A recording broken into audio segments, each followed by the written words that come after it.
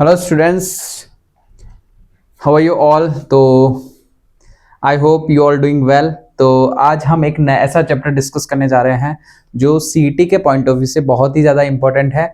और इसके क्वेश्चंस जो देखे जाते हैं वो बहुत ही सिंपल क्वेश्चंस पूछे जाते हैं बेटा एग्जाम में, जो विद इन सेकेंड्स वो क्वेश्चन सॉल्व हो सकते हैं। लेकिन उससे पहले आपको इसका पूरा थियोरेटिकल पार्ट हम पढ़ेंगे, फिर उसके बाद जो क्वेश्चंस बनेंगे उसको हम सॉल्व करेंगे। ठीक है, तो चैप्टर का नाम है सेमीकंडक्टर। लेकिन उसको शुरू करने से पहले, चैप्टर को शुरू करने से पहले हम आज का थॉट देख लेते हैं। आज का थॉट है, जो प्रश्न पूछता है वह 5 मिनट के लिए मूर्ख रहता है और जो नहीं पूछता वह सदा के लिए मूर्ख बना रहता है। अच्छा, ऐसा क्यों? क्योंकि देखो, कोई भी आपके डाउट हो, बहुत ही सिली डाउट भी आपके, अगर आप क्लास में बैठे हुए हैं और आपके दिमाग में आ रहा है तो आप उससे जरूर डिस्कस कीजिए with the teacher, because that silly doubts can be your biggest mistake in your exam. तो ध्यान दो, छोटी छोटी मिस्टेक्स को ही हमें रिड्यूस करना है, और वही जो छोटी मिस्टेक रिड्यूस होंगी तो वो आपके लिए एग्जाम में एक हथियार साबित हो जाएंगी बेटा, एक इंपॉर्टेंट रोल प्ले करेगी आपके क्वेश्चन सॉल्विंग में। ठीक है, तो हमेशा पूछे उसको, ये मत सोचे हाँ हो सकता है टीचर भी आपका एक बार हंसी उड़ा दे उस बात पे, लेकिन इससे डरो मत, क्योंकि स्टूडेंट लाइफ में नो रिस्पेक्ट। अगर आप रिस्पेक्ट देखते हैं स्टूडेंट लाइफ में तो यू कैन नॉट अपग्रेड, तो आप अपने आप को क्या नहीं कर सकते, इंप्रूव नहीं कर सकते। समझ में आई बात? तो बेइज्जती हो रही है, इसका मतलब आपके लिए अच्छा होने वाला है। समझ में आई? तो ऐसा ना सोचे कि आपका बेइज्जती होगी। आपके पास जो भी डाउट हो रहा है वो हमेशा पूछे। चलिए हम फर्स्ट स्लाइड डिस्कस करने जा रहे हैं अब। तो जो फर्स्ट स्लाइड है, मैं डायरेक्टली बहुत ही ज्यादा मेन जो पॉइंट है उसी पे डिस्कस करूंगा, फालतू के पॉइंट हम डिस्कस नहीं करेंगे। देखो, स्टार्ट करते हैं सेमीकंडक्टर से। अब देखो, सेमीकंडक्टर को जो क्लास, पहले हम सेमीकंडक्टर पे डायरेक्ट नहीं आएंगे, हम पढ़ेंगे क्लासिफिकेशन ऑफ मटेरियल। तो क्लासिफिकेशन ऑफ मटेरियल में सबसे पहला जो पॉइंट है वो हम क्या पढ़ेंगे? देखो, जो कितने टाइप के मटेरियल्स को कितने टाइप्स में क्लासिफाइड किया गया है, वो 3 टाइप्स में, कंडक्टर, सेमीकंडक्टर एंड इंसुलेटर। अच्छा ध्यान दीजिए, कंडक्टर्स की जो एनर्जी गैप होती है, ध्यान दो, this is a conductors, metal को हम कंडक्टर बोल देते हैं। तो देखो, कंडक्टर जो भी मेटल्स होते हैं उसमें 2 एनर्जी गैप होते हैं, एक तो वैलेंस बैंड होता है और एक कंडक्शन बैंड होता है। तो इलेक्ट्रॉन कहाँ होता है? वैलेंस बैंड में। और कंडक्शन बैंड में क्या करता है, अगर वो इलेक्ट्रॉन जंप करके दूसरे बैंड में जा जाता है, इसका मतलब वो कंडक्टिविटी शो करेगा। अगर नहीं जाता है तो देयर इज नो कंडक्टिविटी। ठीक है, तो हम कह सकते हैं कि कंडक्टर्स में जो एनर्जी बैंड गैप है, अब देखो दोनों मर्ज है तो इसमें जो एनर्जी बैंड गैप है वो 0 इलेक्ट्रॉन वोल्ट होता है। और इसके एग्जांपल्स हम जानते ही हैं, जैसे कॉपर, सिल्वर एक्सेट्रा। और इसकी कंडक्टिविटी क्या होती है? हाई। ठीक है, उसके बाद है सेमीकंडक्टर। सेमीकंडक्टर का जो बैंड गैप होता है, कंडक्शन बैंड और वैलेंस बैंड के बीच में जो बैंड गैप होता है वो अप्रोक्स कितना होता है? 0.7 से 1.5। और इसके जो एग्जांपल है, सिलिकॉन एंड जर्मेनियम। ठीक है, SI और GE। ठीक है, और इसकी जो कंडक्टिविटी होती है वो कैसी होती है? मॉडरेट होती है बेटा, ध्यान रखो। इंसुलेटर कैसे होते हैं? जिसके लिए बैंड गैप, वैलेंस बैंड और कंडक्शन बैंड बहुत ही ज्यादा चौड़ा हो, बहुत ही ज्यादा वाइड हो, मतलब इलेक्ट्रॉन को जंप करने के लिए बहुत ही ज्यादा एनर्जी की रिक्वायरमेंट पड़े कंडक्शन बैंड में जाने के लिए। तो उस कंडीशन में अगर इलेक्ट्रॉन जंप नहीं होता है तो हम कह सकते हैं that behaves like a insulator, जिसमें no conductivity, there is no conductivity. तो हम कह भी सकते हैं वेरी लो या फिर नो कंडक्टिविटी भी हम कह सकते हैं। चलिए, इसके बाद आती है एनर्जी बैंड गैप थियरी। देखो, एनर्जी बैंड गैप में कौन कौन से बैंड होते हैं सबको पता है, वैलेंस बैंड और कंडक्शन बैंड। वैलेंस बैंड क्या होता है? Field with electrons. इलेक्ट्रॉन्स सबसे ज्यादा किस में पाए जाते हैं? वैलेंस बैंड में। मतलब ऐसे मान के चलो, एक वैलेंस बैंड है जिसमें इलेक्ट्रॉन बहुत ज्यादा पैसे वाला, जो इलेक्ट्रॉन के साथ बहुत ज्यादा कांटेक्ट में रहता है, इलेक्ट्रॉन जिसमें सबसे ज्यादा बैठे होते हैं, वो कौन सा है? Valence band. ठीक है, चलिए, कंडक्शन बैंड। कंडक्शन बैंड में क्या आता है? Free electrons move. और किसके लिए आते हैं? फ्री इलेक्ट्रॉन बसते हैं वो किस में आते हैं? कंडक्शन बैंड में। और वो क्या प्रोड्यूस करते हैं? कंडक्टिविटी। ठीक है, अब देखो यहाँ पे बात करते हैं बैंड गैप के बारे में। Energy band gap between VB। अच्छा, देखो बैंड गैप क्या होता है? वैलेंस बैंड और कंडक्शन बैंड के लिए बीच में जो एनर्जी गैप होता है उसको हम बोलते हैं बैंड गैप। ठीक है, सेमीकंडक्टर्स में जो बैंड गैप होता है स्मॉल बैंड गैप होता है। Electrons can jump easily. ध्यान दो, देखो हम यहाँ पे कंडक्टर की बात नहीं करें, यहाँ पे हम सेमीकंडक्टर का जो चैप्टर वही पढ़ने वाला। तो सेमीकंडक्टर में बैंड गैप तो होता है लेकिन बहुत ही कम होता है, मतलब आसानी से इलेक्ट्रॉन जंप कर सकता है, इतना तो बैंड गैप होता है कि आसानी से electron can jump from the valence band to conduction band. I hope you understood it.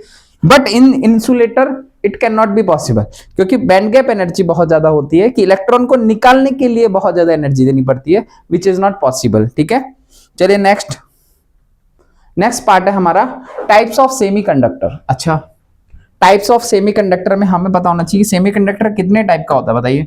Semiconductor दो टाइप का होता है बेसिकली, एक तो इंट्रिंसिक सेमीकंडक्टर और एक होता है एक्सट्रिंसिक सेमीकंडक्टर। अच्छा, इंट्रिंसिक सेमीकंडक्टर क्या होता है इसको समझते हैं। जो प्योर सेमीकंडक्टर जो अभी अभी आया है बेटा, उसमें नो डोपिंग, मतलब उसको कोई भी इंप्योरिटी नहीं है, उसको बोलते हैं हम प्योर सेमीकंडक्टर या फिर इंट्रिंसिक सेमीकंडक्टर भी हम कह सकते हैं। जैसे होता है सिलिकॉन और जर्मेनियम। जो सिलिकॉन और जर्मेनियम के जो कंडक्टर सेमीकंडक्टर होते हैं उसको हम इंट्रिंसिक सेमीकंडक्टर भी बोल देते हैं। At room temperature some electron jump to the conduction band. ठीक है, ध्यान दो, रूम टेम्परेचर में कभी कभी क्या होता है कि सिलिकॉन और जर्मेनियम भी कंडक्टिविटी शो करने लगाता है। क्यों? क्योंकि उसमें जो कंडक्शन बैंड में वैलेंस बैंड में जो इलेक्ट्रॉन है वो कंडक्शन बैंड में कूद जाते हैं, दैट इज वाई, इसलिए हम इसको इस तरह से लिख रखा है। चलिए की पॉइंट्स देख लेते हैं, ध्यान दो। इंटरेस्टिंग सेमीकंडक्टर में क्या होता है कि इलेक्ट्रॉन्स और होल कंसंट्रेशन सेम होती है, मतलब नंबर ऑफ इलेक्ट्रॉन्स और number of protons, number of electron और नंबर ऑफ होल्स दोनों सेम होते हैं, दोनों की कंसंट्रेशन इक्वल होती है। ध्यान दो कैसे, देखो क्या होता है कि यहाँ पे हम पॉजिटिव चार्ज के बारे में बात नहीं करते, हम ये मानते हैं कि इलेक्ट्रॉन्स मूव करते हैं और इलेक्ट्रॉन जब अपनी जगह छोड़ के जाता है तो वहां एक क्या क्रिएट हो जाता है, होल क्रिएट हो जाता है। तो वो होल जो है वो पॉजिटिव चार्ज की तरह बिहेव करता है, इसलिए हम यहाँ पे प्रोटॉन के बारे में जिक्र नहीं करेंगे, या हम प्रोटॉन की जगह होल्स नाम लेंगे। ठीक है, बार बार। चलिए, तो होल्स कैसा होता है, पॉजिटिवली चार्ज, और इलेक्ट्रॉन्स कैसे होते हैं, नेगेटिवली चार्ज। इसके बाद आता है हमारा एक्सट्रिंसिक सेमीकंडक्टर। अच्छा, एक्सट्रिंसिक सेमीकंडक्टर होता क्या है, अगर मान के चलो हम इन सेमीकंडक्टर्स में SI या G के सेमीकंडक्टर्स में अगर डोपिंग कर दिया है, मतलब इंप्योरिटी मिला दी जाए, तो अब ये एक्सट्रिंसिक सेमीकंडक्टर की तरह बिहेव करेंगे। कैसे, देखो अगर हमने इसको डोप किया पेंटावेलेंट एटम्स जैसे फास्फोरस, आर्सेनिक, एंटीमनी, इस तरह के हमने डोपेंट्स मिला दिए तो इसको बोलते हैं पेंटावेलेंट डोपेंट्स। ठीक है, तो इस तरह जब पेंटावेलेंट जब सेमीकंडक्टर SI और G में मिला देते हैं तो दो तरीके के सेमीकंडक्टर बनते हैं। पहला तो एक तो अगर पेंटावेलेंट बना रहे तो एन टाइप सेमीकंडक्टर बनेगा। अगर ट्राइवेलेंट एटम्स की डोपिंग कर रहे हैं, बोरोन, एल्यूमिनियम, गैलियम एक्सेट्रा, तो ऐसा सेमीकंडक्टर कैसा बनता है, P टाइप सेमीकंडक्टर। लेकिन ध्यान दीजिए एन टाइप सेमीकंडक्टर में electrons are the majority charge carrier, electron सबसे ज्यादा होते हैं, एन में इलेक्ट्रॉन सबसे ज्यादा होंगे, और पी टाइप सेमीकंडक्टर में क्या होता है, holes are majority charge carrier, इसमें होल सबसे ज्यादा क्रिएट होंगे। ऐसा क्यों, चलिए यहाँ पे देखते हैं। हमने एक लैटिस बना रखा है पी टाइप और एन टाइप सेमीकंडक्टर का। देखो जैसे कि अगर पी टाइप बनाना है तो क्या होगा, मान के चलो हमने ट्राइवेलेंट इंप्योरिटी मिला इसमें, तो ट्राइवेलेंट में कितना होता है, 3, लेकिन ऑक्टेट पूर्ण करने के लिए 4 होना चाहिए, क्योंकि यहाँ पे कितना हो गया, 2 2 2 6 और एक 7 इलेक्ट्रॉन हो गए, एक इलेक्ट्रॉन की कमी रही, तो एक इलेक्ट्रॉन कमी हो गई, तो एक इलेक्ट्रॉन की जगह कमी हो गया, तो यहाँ पे एक होल क्रिएट करेगा, और ये होल ही बार बार क्या करेगा, रोटेट करेगा, इसमें से इलेक्ट्रॉन इधर आएगा, कभी इधर होल क्रिएट हो जाएगा, फिर इधर जाएगा, तो ये जो होल है वही इसमें कंडक्टिविटी का कारण है पी टाइप सेमीकंडक्टर में।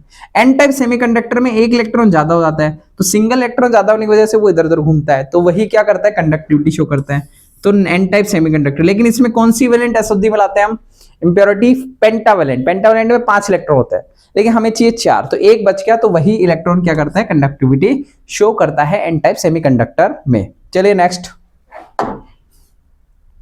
इसके बाद आता है पीएन जंक्शन फॉर्मेशन।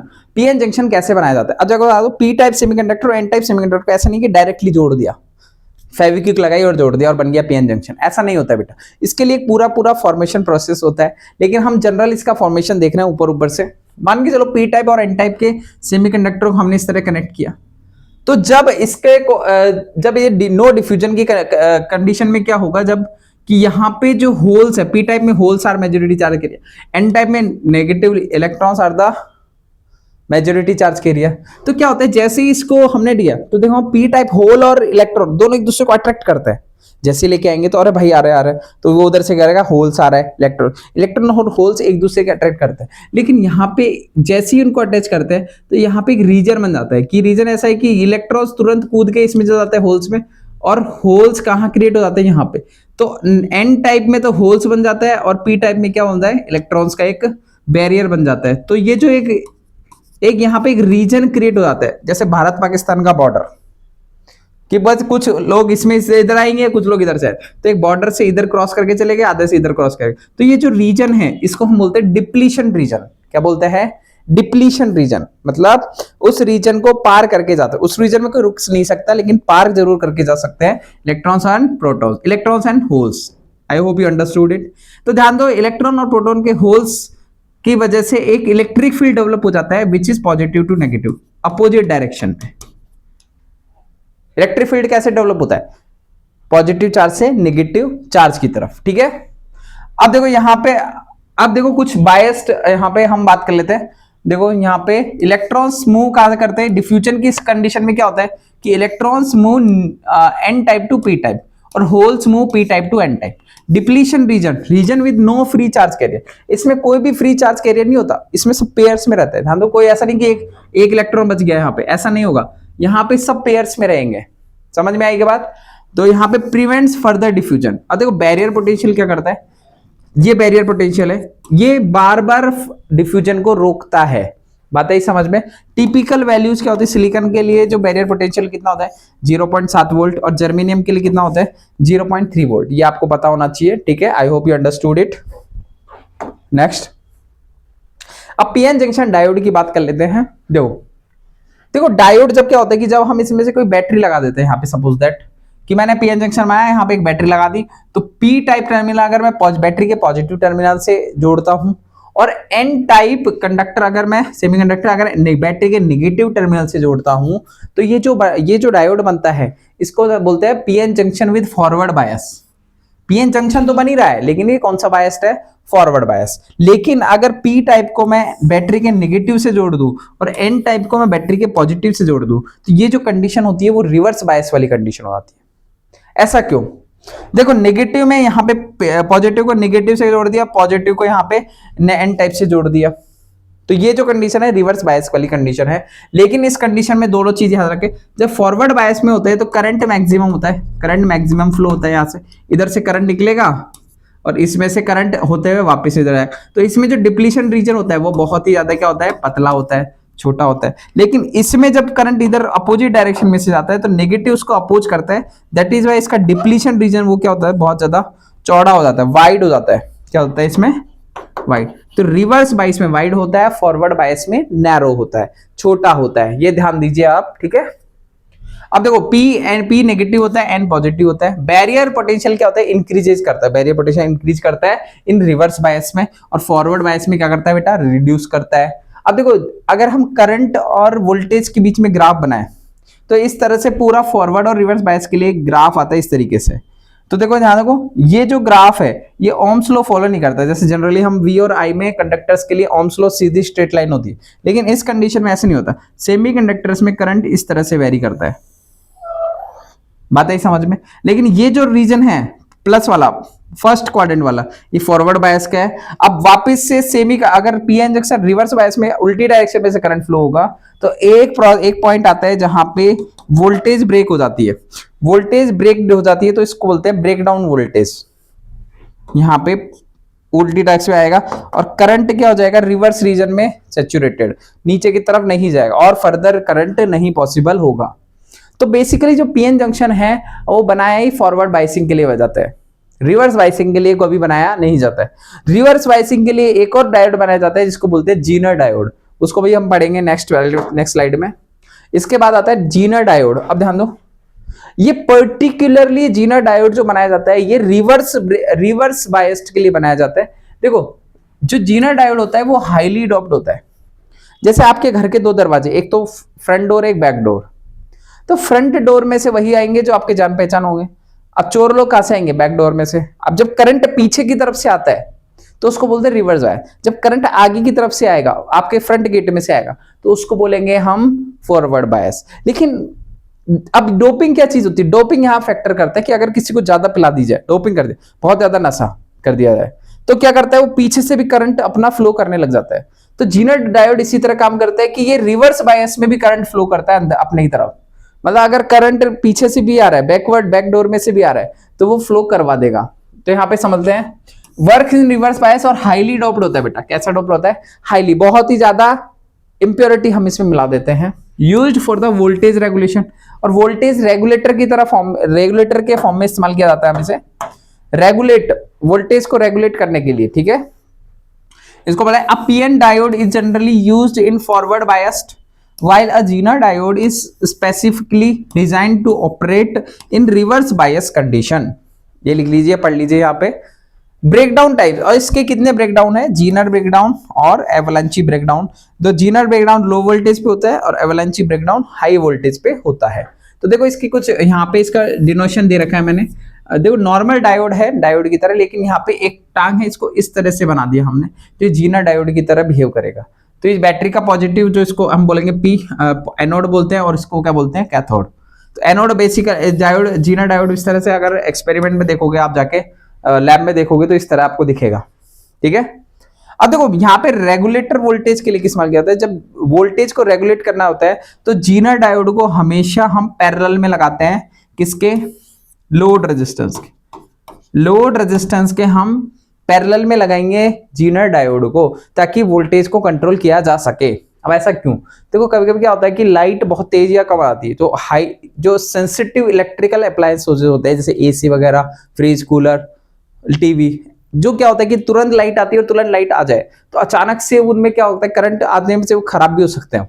तो इसीलिए उनके वोल्टेज को कंट्रोल करने के लिए तो हम क्या लगा देते हैं? Zener diode. उसमें जीनर डायोड पहले तो ऐसा होता है, वोल्टेज रेगुलेटर लगाते थे हम टीवी के ऊपर रख के अलग से, ताकि लाइट कम ज्यादा आ जाए तो वोल्टेज को वो कंट्रोल बनाए, मेंटेन करके रखे। तो हम इसको बोलते हैं जीनर डायोड। तो जीनर डायोड ही वो काम कर सकता है, अदरवाइज कोई नहीं कर सकता, ठीक है। नेक्स्ट, इसके बाद आता है PN junction diode versus Zener diode. अच्छा, ये कुछ पैरामीटर्स हैं, डेफिनेशन है, डोपिंग लेवल है, विड्थ ऑफ डिप्लीशन रेयर, और इफेक्ट ऑफ रिवर्स करंट, ठीक है। तो ये पढ़ लेते हैं हम। पीएन जंक्शन डायोड में क्या होता है कि two terminal semiconductor devices formed by joining a P type and N type semiconductor, it allows current flow in one direction.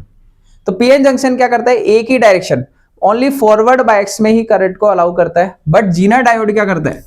A specially type semiconductor diode designed to operate in the breakdown region, सिर्फ और सिर्फ reverse biased में काम करने के लिए Zener diode को बनाया जाता है। ध्यान देना। डोपिंग लेवल क्या होती है? पीएन जंक्शन में कम होती है, डोपिंग लेवल थोड़ी लो होती है पी टाइप और एन टाइप सेमीकंडक्टर जब बनाते हैं, लेकिन जीनर डायोड जब बनाते हैं तो हाईली डोप्ड होते हैं पी और N type junction, N type semiconductor highly doped, मतलब बहुत ही ज्यादा इंप्योरिटी उसमें हम मिला देते हैं।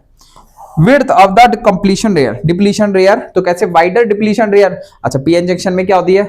Wider depletion layer due to low doping, low doping में वाइडर होता है। और इसमें क्या होती है? Zener narrow depletion layer due to high doping, high doping की वजह से मर्ज हो जाता है। Effect of reverse current. अच्छा, high reverse current can damage the diode. अच्छा, रिवर्स करंट अगर पीएन जंक्शन में ज्यादा दे दिया जाए तो डायोड को तोड़ सकता है, डायोड को खराब कर सकता है। लेकिन जीनर डायोड तो बनाया इसी के लिए, तो रिवर्स डायरेक्शन में अगर ज्यादा करंट है तो वो सस्टेन कर जाएगा, डैमेज नहीं होगा। बात आई समझ में? नेक्स्ट पॉइंट,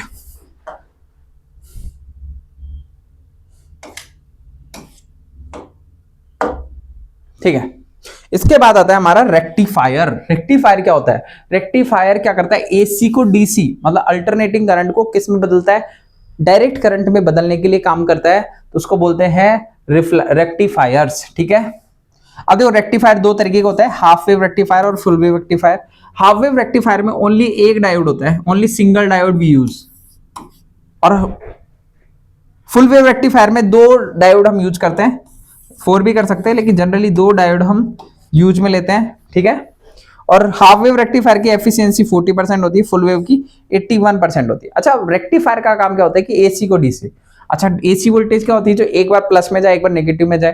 तो अब हाफ वेव क्या करता है? एक बार ये प्लस, ये माइनस, ये प्लस। तो जैसे ही हम यहाँ पे डायोड लगा देते हैं और लोड रेजिस्टेंस यहाँ पे सीरीज में लगा देते हैं, तो क्या होता है कि यहाँ से जब जैसे, अब देखो कोई भी अल्टरनेटिंग करंट सोर्स है तो वो एक ही क्या करता है वो, एक बार अपनी करंट की डायरेक्शन को क्या करता है क्लॉकवाइज और एक बार एंटी क्लॉकवाइज। तो जैसे ही वो क्लॉकवाइज करता है तो क्लॉकवाइज को तो हाफ टाइम में तो क्लॉकवाइज आराम से पास हो जाता है, और एंटी क्लॉकवाइज आता है तो वो रिवर्स बायस में आ जाता है तुरंत। क्यों? क्योंकि नेगेटिव टर्मिनल से एंटर नहीं करेगा करंट। दैट इज वाई यहाँ पे आधी पल्स रेक्टिफाई होती है और बाकी पल्स बीच बीच वाली पल्स क्या नहीं होती है, रेक्टिफाई नहीं होती। तो इसमें इसको बोलते हैं half wave rectifier. Full wave में क्या करता है, एक डायोड अगर रिवर्स बायस की तरह काम कर रहा है तो दूसरा डायोड किसकी तरह काम करेगा, फॉरवर्ड बायस की तरह। और पहला डायोड अगर फॉरवर्ड बायस की तरह काम कर रहा है तो दूसरा किसकी तरह काम करेगा, रिवर्स बायस की तरह। तो इस कंडीशन में क्या करता है कि फुल वेव, एक डायोड एक वेव को रेक्टिफाई करता है, दूसरा डायोड दूसरी वेव को रेक्टिफाई करता है, तो तुरंत सारी जो वेव है वो पूरी की पूरी क्या हो जाती है, रेक्टिफाई हो जाती है, डीसी में हो जाती है। सारी एसी जो वेव है वो डीसी में कन्वर्ट हो जाती है। समझ में आई बात? यहाँ पे I hope you understood. That is why इसको बोलते हैं full wave rectifier. Next point है ट्रांजिस्टर। अच्छा, ट्रांजिस्टर क्या होता है? A transistor is a semiconductor device used for amplification। Amplifier की तरह काम करता है, जैसे साउंड वगैरह में एम्पलीफायर होता है ना, हायर एम्पलीफाई कर दो आवाज को ऐसे किस करके। तो देखो यहाँ पे क्या करता है ये, it consist of 3 layers and 2 junction. इसके पास 3 लेयर होती है और कितने जंक्शन होते हैं, 2 जंक्शन। और टाइप्स कितने होते हैं इसके, 2 तरह के ट्रांजिस्टर होता है, एनपीएन ट्रांजिस्टर और पीएनपी ट्रांजिस्टर। ठीक है, अब एनपीएन ट्रांजिस्टर और पीएनपी ट्रांजिस्टर में क्या होता है कि इसमें कितने जंक्शन होते हैं, एन टाइप के दो टांगे होगी, पी की एक टांग होती है। और पीएनपी में क्या होता है, पी की 2 टांगे होती है और एन की एक टांग होती है, तो पीएनपी ट्रांजिस्टर। ठीक है, अब इसमें कुछ रीजन्स होते हैं वो आपको समझ, एमिटर, बेस और कलेक्टर। एमिटर क्या काम होता है, एमिटर हाईली डोप्ड होता है, एमिट्स चार्ज कैरियर, इसमें से चार्ज कैरियर एमिट होते हैं, निकलते हैं। और बेस क्या होता है, थिन एंड लाइटली डोप्ड, और ये करंट को क्या करता है, कंट्रोल करता है। कलेक्टर क्या करता है, मॉडरेटली डोप्ड। ठीक है, और ये कलेक्ट द करंट, ये करंट को कलेक्ट करता है, करंट को इकट्ठा करने का काम करता है। ठीक है, working based on the charge carrier और मूवमेंट। ठीक है, small base current controls large current carrier, large collector current. ठीक है, अब देखो यहाँ पे एनपीएन ट्रांजिस्टर में electron flow from emitter to collector, और पीएनपी में क्या करते हैं, एमिटर टू कलेक्टर हम करंट फ्लो करते हैं। होल्स फ्रॉम मतलब इसमें इलेक्ट्रॉन फ्लो करते हैं, इसमें क्या फ्लो करते हैं, होल्स। लेकिन करंट हमेशा कहां से कहां फ्लो करेगा, एमिटर टू कलेक्टर, और इसमें भी एमिटर टू कलेक्टर। अब देखो ट्रांजिस्टर बाइसिंग होती है कुछ, वो बात ध्यान रख लेना। एमिटर बेस का बोलते हैं फॉरवर्ड बायस और कलेक्टर बेस को हम बोलते हैं रिवर्स बायस। ठीक है, नेक्स्ट। अच्छा, ट्रांजिस्टर कॉन्फ़िगरेशन होता है, एक तो होता है कॉमन बेस, कॉमन एमिटर और कॉमन कलेक्टर। ये इंपॉर्टेंट है, बहुत ही ज्यादा इसमें से क्वेश्चन पूछा जाता है। कॉमन बेस में क्या होता है कि बेस को कॉमन कर दिया जाता है दोनों आउटपुट से, ये बेस कॉमन कर दिया हमने, एन और पी को बेस कॉमन कर दिया दोनों के इनपुट और आउटपुट से। और जब इनपुट और आउटपुट से हम एमिटर को कॉमन कर देते हैं, एमिटर, ठीक है, इनपुट और आउट से एमिटर को कॉमन कर दिया, एन को, ये एमिटर को कॉमन कर दिया, तो हम इसको बोलेंगे कॉमन एमिटर। और कलेक्टर को अगर कॉमन कर दे, यहां से कलेक्टर को कॉमन कर दिया, ये कलेक्टर को कॉमन कर दिया, तो इसको बोलते हैं, इनपुट और आउटपुट से कलेक्टर को कॉमन कर दे तो इसको बोलते हैं हम कॉमन कलेक्टर। और ध्यान दो, बेस हमेशा बीच में होता है और एमिटर और कलेक्टर हमेशा एंड में होता है, चाहे वो एनपीएन हो, ठीक है, समझ में आई, पीएनपी हो। आई होप यू अंडरस्टूड इट। चलिए नेक्स्ट, इसके बाद कुछ प्रॉपर्टीज है वो देख लेते हैं बेटा फटाफट से। प्रॉपर्टीज में देखो, इनपुट रेजिस्टेंस, अगर कॉमन बेस है तो इनपुट रेजिस्टेंस कैसा होता है, लो होता है, और कॉमन एमिटर में मॉडरेट होता है और कॉमन कलेक्टर में हाई होता है। आउटपुट रेजिस्टेंस इसमें हाई होता है, इसमें मॉडरेट और इसमें लो। ठीक है, करंट गेन कॉमन बेस में कितना होता है, 1, कॉमन एमिटर में हाई 100 समथिंग, और इसमें भी कॉमन कलेक्टर में भी हाई। वोल्टेज गेन अबाउट 150, लेकिन कॉमन कलेक्टर में लेस देन 1 से कम होता है बेटा। फेज शिफ्ट कॉमन बेस और कॉमन कलेक्टर में सेम होते हैं, लेकिन कॉमन एमिटर में कितना होता है, 180 डिग्री। ठीक है, लीकेज करंट कितना होता है, 1, वेरी स्मॉल, बहुत ही ज्यादा स्मॉल होता है। कॉमन एमिटर में बहुत ही ज्यादा बड़ा और इसमें भी बहुत ही ज्यादा बड़ा, very large. Application very used in high frequency application, used in audio frequency application, और ये किसमें, फॉर एम्पीडेंस मैचिंग, एम्पीडेंस को मैच करने के लिए कॉमन कलेक्टर का इस्तेमाल करते हैं। ये आपके लिए इंपॉर्टेंट है बेटा, ये याद रख लेना थोड़ा सा। चलिए नेक्स्ट, करंट रिलेशन। अब ध्यान दो, एमिटर क्या करता है, करंट को निकालता है, और इसको लेता कौन कौन है, कलेक्टर लेता है और बेस लेता है। तो I इज इक्वल टू, हमेशा याद रखना, IB प्लस आईसी ये होता है। एमिटर में से जो करंट निकला है वो बेस और इसमें जाएगा कलेक्टर में, ठीक है। अब देखो दो तरह के करंट गेन होता है यहाँ पे, एक तो अल्फा बोलते हैं, एक को बोलते हैं बीटा। अच्छा, कॉमन बेस में जो करंट गेन होता है वो अल्फा होता है, कॉमन एमिटर में जो करंट गेन होता है उसको बोलते हैं बीटा। अब देखो अल्फा क्या होता है यहाँ पे, कॉमन बेस के कंडीशन में alpha equal to IC upon I, और कॉमन एमिटर के केस में क्या होता है IC upon IB, this is the formula. और अल्फा और बीटा में एक रिलेशन चलता है, बीटा इक्वल टू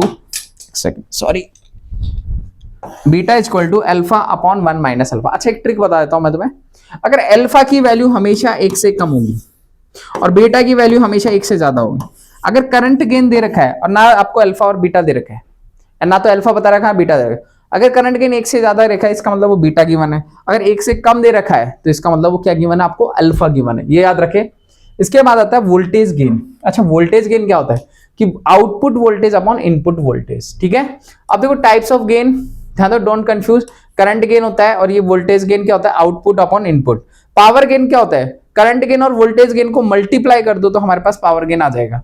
अच्छा, जो ट्रांजिस्टर में याद रखे, कॉमन एमिटर के केस में जो वोल्टेज गेन होता है वो फॉर्मूला याद रखे, beta current gain into load resistance upon input resistance, ऐसे याद रखो। ये तो आउटपुट है और ये क्या है, input. Output upon input, output resistance upon input resistance, या फिर रेजिस्टेंस ऑफ बेस और रेजिस्टेंस ऑफ कलेक्टर, ठीक है। ये सब याद रख सकते हैं। चलिए नेक्स्ट, आपको ये पता ही है वोल्टेज गेन क्या होता है, commonly used CBCE upon VBE, common emitter and VBE, ठीक है, बेस एमिटर। अब देखो transistor as a switch, no base current होता है, no collector current, on state base current present और कलेक्टर करंट फ्लोज, ठीक है। नेक्स्ट, अब आते हैं लॉजिक गेट्स की तरफ। लॉजिक गेट्स बहुत ही ज्यादा इंपॉर्टेंट टॉपिक है, और लॉजिक गेट ये मान के चलो बेटा, इसमें से क्वेश्चन हमेशा ही पूछा जाएगा एग्जाम में, 101% इसमें से क्वेश्चन पूछे जाते हैं। अच्छा, लॉजिक गेट्स में सबसे बेसिक क्या चीज होती है, logic gates are basic building of blocks for the digital circuit. कोई भी डिजिटल सर्किट है उसकी बेसिक बिल्डिंग ईंटों की तरह काम करता है, ब्रिक्स की तरह काम करता है बेटा, ठीक है, उसको बनाने के लिए। अब देखो जनरल जो क्या होता है, गेट्स होते हैं, सामान्य गेट्स, वो कितना मानते हैं हम, 3 तरीके के। कौन कौन से, एंड गेट, और गेट और नॉट गेट। एंड गेट का जो प्रोडक्ट होता है, 2 इनपुट होता है एंड गेट में, A डॉट बी, और गेट का जो आउटपुट होता है वो A प्लस बी। और नॉट गेट क्या करता है, किसी को भी नॉट कर देता है बार लगा के, एक जैसे एक ही इनपुट होता है और एक ही आउटपुट होता है इसमें, ठीक है। लॉजिक गेट में डिराइव्ड लॉजिक गेट कौन कौन से हैं, नैंड, नॉर, जॉर गेट और एक्स नॉर। एक्स का मतलब एक्सक्लूसिव और नॉर का मतलब नॉट और, ठीक है, ऐसे याद रखें। तो जैसे मान के चलो और का आउटपुट क्या होता है, A प्लस बी, उसका बार लगा दिया तो नॉर हो गया। नैंड के क्या होता है, A डॉट बी तो एंड हो गया, उसके ऊपर नॉट लगा दिया तो नैंड हो गया। जॉर एक्सक्लूसिव और में क्या होता है कि A डैश का जो जैसे और का आउटपुट होता है A प्लस बी, लेकिन एक्सक्लूसिव एक्स और का जो आउटपुट होता है वो होता है एक बार नॉट करो बी को, एक बार नॉट करो ए को, एक बार नॉट करो बी को। तो इस तरह से ये हमारा जॉर गेट। एक्स नॉर क्या होता है, इसी का हम वाई डैश का बार लगा दे तो ये हो जाएगा एक्सक्लूसिव नॉर। तो इसको हम समझ लें, तो इसको एक टेबल के फॉर्म में भी मैंने दे रखा है, वो याद रख ले फटाफट से। और this is the last slide, और हमारा सेमीकंडक्टर खत्म हो जाएगा, ठीक है। अब जैसे हम आपको पता है नॉट गेट, आपको पता है कैसा होता है, इस तरह से ट्राइंगल और इसके ऊपर एक छोटा सा नोट लगा देते हैं, नॉट गेट। तो ए इनपुट है तो इसका आउटपुट क्या होगा, ए बार। एंड गेट में क्या होता है, ए और बी 2 इनपुट होते हैं, डी शेप क्या होता है बेटा, इस तरह से शो करते हैं, और इसका ए डॉट बी क्या होता है, आउटपुट। नैंड में क्या होता है, ए बी, तो ए, अच्छा नैंड में एंड का नोट कर दो, ऊपर बार लगा दो तो एंड का नोट हो जाता है। और में कैसा होता है, ए प्लस बी, 2 इनपुट होंगे, इसका आउटपुट क्या निकलेगा, ए प्लस बी। नॉर में क्या होगा, ए प्लस बी का बार होगा। जॉर में क्या होगा, जॉर में मैंने बता दिया, जो और क्या होता है, ए प्लस बी, और इसका जॉर क्या निकलेगा, ए बार बी प्लस बी बार ए, इस तरीके से निकाल लो जॉर में। एक्स नॉर में इसका क्या कर दो, नोट कर दो, जॉर का नोट कर दो तो एक्स नॉर हो जाता है। समझ में आई बात, आई होप यू अंडरस्टूड इट, ठीक है। अब कुछ यूनिवर्सल गेट्स हैं, आपको पता होना चाहिए कि यूनिवर्सल गेट कौन कौन से होते हैं। एक तो नैंड गेट होता है, एक नॉर गेट होता है। यूनिवर्सल क्यों बोलते हैं, क्योंकि इसमें से हम सारे गेट्स बना सकते हैं, इसलिए इसको हम बोलते हैं यूनिवर्सल गेट। नैंड और नॉर को यूनिवर्सल गेट हम बोल सकते हैं, ठीक है। तो कुछ इंपॉर्टेंट पॉइंट्स है वो भी याद रख लेना। एंड गेट में क्या होता है, ऑल इनपुट्स 1 होते हैं, और गेट में ऑल इनपुट 1 होते हैं बेटा। अच्छा, आउटपुट 1 होगा जब सारे इनपुट 1 होंगे, और एनी वन इनपुट होगा तो इसमें और गेट में आउटपुट 1 होगा। इनपुट से डिफरेंट हो गए तभी आउटपुट 1 आएगा, अदरवाइज सेम इनपुट पे 0, और इनपुट सेम होंगे एक्स नॉर में तभी आउटपुट क्या निकलेगा 1। तो I hope you like this chapter, और इस पे हम कुछ क्वेश्चंस डिस्कस कर लेते हैं। तो सबसे पहला क्वेश्चन है हमारा, दिस इज द क्वेश्चन।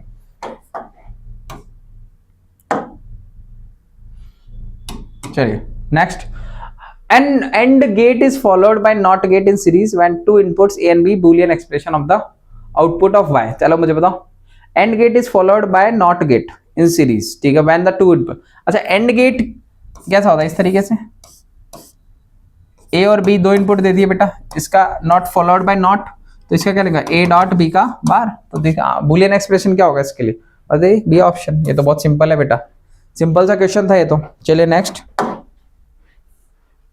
क्या है question, which of the following figure represent forward bias diode. अच्छा फॉरवर्ड बायस में क्या होता है कि जो पी टाइप है वो बैटरी के पॉजिटिव टर्मिनल से और बैटरी का डायोड का नेगेटिव टर्मिनल से। तो पॉजिटिव है तो पॉजिटिव 0 वोल्ट क्या बड़ा है क्या, नेगेटिव में -4 वोल्ट है, तो ये जो कम है और ये ज्यादा है, बिल्कुल सही ऑप्शन है, यही सही लग रहा है बेटा। और में तो इसका कम आ रहा है, इसका ज्यादा आ रहा है, ये ज्यादा है ये कम है, तो ये गलत हो गया। फॉरवर्ड बायस के लिए बात कर रहे हैं, ये क्या है कम है और ये क्या है ज्यादा, ये भी गलत हो गया। ये क्या है 3 वोल्ट और ये 5, तो ये भी ज्यादा है और ये कम है, तो ये भी गलत हो गया। तो आंसर वुड बी ए, तो आंसर होगा सिर्फ ए ऑप्शन, ठीक है। तो फॉरवर्ड बायस में पी टाइप का वोल्टेज ज्यादा होता है, एन टाइप का कम होता है, ऐसा याद रखें। Next, when LED is manufactured by using aluminum gallium arsenide AIGS it emits। तो देखो ध्यान रखो बेटा, इसके कुछ ये थियोरेटिकल कॉन्सेप्ट का क्वेश्चन है, इसका हम डायरेक्ट आंसर लगाएंगे इंफ्रारेड रेडिएशन। चलिए इसके लिए मैंने आंसर भी लिख रखा है, आपके लिए सॉल्यूशन लिख रखा है, तो ऐसा एग्जांपल ऐसा और भी क्वेश्चन आ सकता है, तो मैंने कॉम्बिनेशन ये लिख रखा है। तो GA अगर गैलियम आर्सेनिक हो तो इंफ्रारेड, एल्यूमिनियम गैलियम आर्सेनिक हो तो इंफ्रारेड, और गैलियम फास्फोरस हो तो रेड और ग्रीन एमिटेड लाइट, और गैलियम नाइट्रोजन तो ब्लू, और जिंक और सेलेनियम और तो हम कह सकते हैं ये ब्लू। समझ में आई बात, आई होप यू अंडरस्टूड इट। ये रट लेना बेटा, थोड़ा सा कॉन्सेप्चुअल है इस वजह से।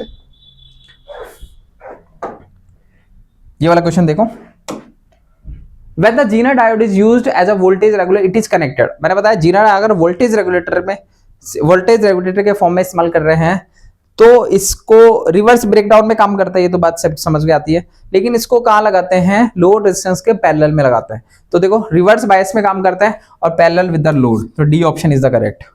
आई होप यू अंडरस्टूड इट। तो मुझे लगता है बेटा आज के लिए हम इतना ही कवर करना चाहिए, क्योंकि थियोरेटिकल आप पोर्शन ध्यान रखें और बाकी क्वेश्चन आप डिस्कस करें, नहीं अदरवाइज लेक्चर बहुत लंबा हो जाएगा, और मैं नहीं चाहता कि आपका लेक्चर लंबा हो। आप तुरंत, मैं आपको थियोरेटिकल पोर्शन आपका क्लियर करवाना चाह रहा हूँ। यहाँ पे क्वेश्चन सीरीज हम बाद में लेके आ सकते हैं, अगर आप बोलेंगे कमेंट करके तो आई होप आपको ये लेक्चर पसंद आया होगा। अगर आपको लेक्चर पसंद आया तो please like this video and comment, अगर आपको कुछ और भी चाहिए तो, अगर कुछ आपको पूछना है तो कमेंट में लिखें, ठीक है। तो थैंक यू सो मच और मिलते हैं नेक्स्ट वीडियो में। Bye bye, have a nice day.